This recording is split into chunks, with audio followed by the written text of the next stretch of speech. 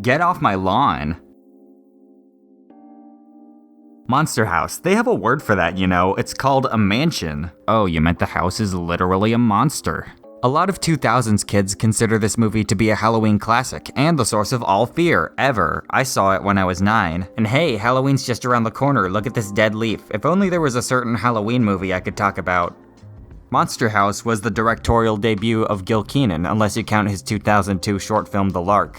It was originally pitched to DreamWorks, but it ended up being made by Image Movers Digital, who made The Polar Express, and Steven Spielberg's Amblin Entertainment, and it was written by Rob Schrab and Dan Harmon. Rob Schrab wrote for episodes of shows like Parks and Rec, Community, and The Mindy Project, while Dan Harmon created Community and co-created Rick and Morty.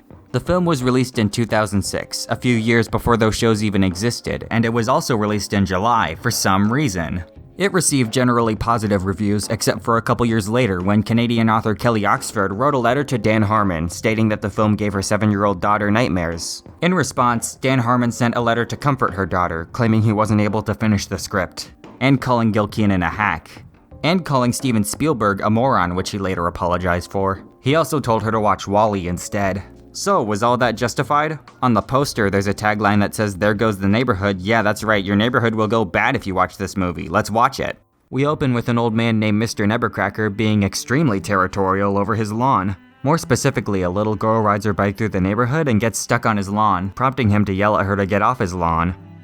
Why not just put up a sign that says "No girls allowed"?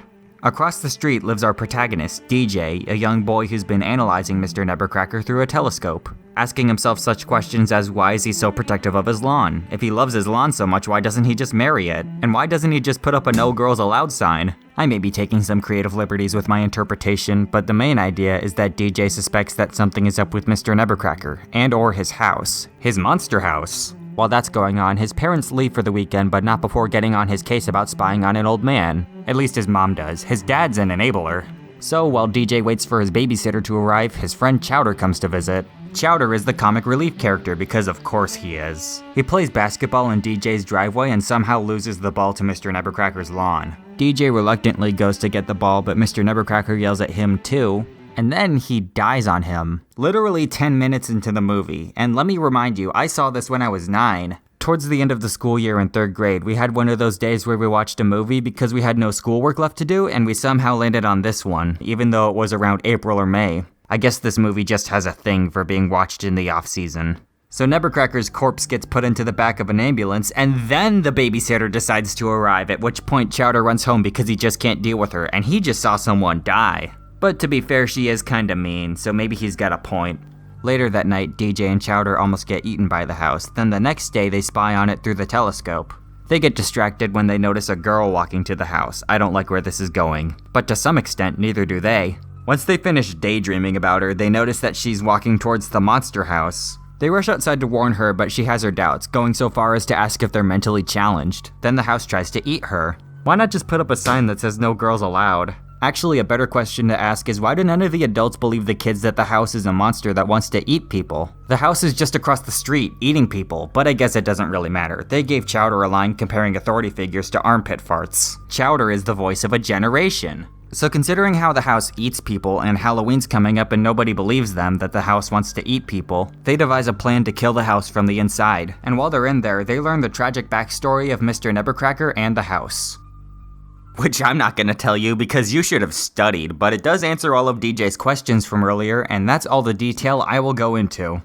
So Monster House, is it good? Was Dan Harmon's slander of this movie justified? Yes and yes. Perhaps the strongest aspect of this movie is the house itself. The backstory, along with Mr. Nebbercracker's relationship with the house, is honestly pretty interesting. It also has a very ominous and threatening presence throughout the entire movie, and the build-up to when the kids go inside. Probably the most common thing I see people say about this movie is that it really scared them as a kid, and yeah, the movie's pretty dark and unsettling, which is perfect for the type of movie it wants to be. Admittedly, the animation isn't too great, but it kinda adds to the vibe of the whole thing. The movie also has some surprisingly good jokes, mostly from Chowder. One aspect of this movie I didn't really care for was the romantic subplot between DJ and Jenny.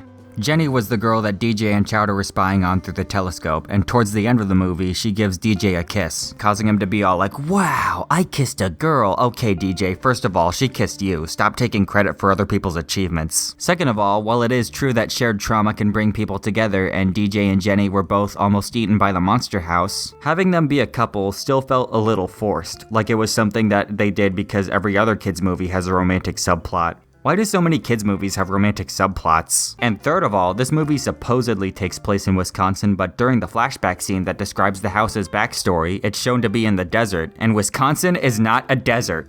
Now I understand why so many people are scared of this movie. It's because nothing in this world is more frightening than an inaccurate portrayal of Wisconsin, but why do I care so much? I've never been there. In conclusion, just watch WALL-E instead.